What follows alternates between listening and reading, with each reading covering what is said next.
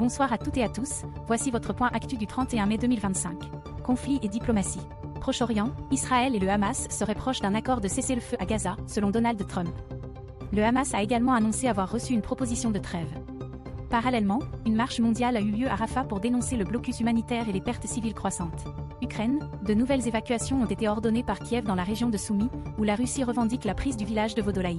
Asie, le Pentagone estime qu'une attaque chinoise contre Taïwan pourrait être imminente, augmentant les tensions dans la région. Centrafrique, le président Touadéra engage un dialogue national pour renforcer la paix et la cohésion politique et économie. États-Unis, Donald Trump a fait ses adieux officiels à Elon Musk, qui quitte ses fonctions controversées au sein du gouvernement. Musk restera toutefois un conseiller du président. Commerce international, Trump a annoncé qu'il ne serait plus gentil avec la Chine sur le plan commercial, ce qui a contribué à une forte baisse de l'action Nvidia. Sénégal, levée de 66 milliards francs CFA en obligations, marquant la confiance des marchés. RDC, le ministre de la Justice visé par une enquête autorisée par le Parlement. Société et environnement.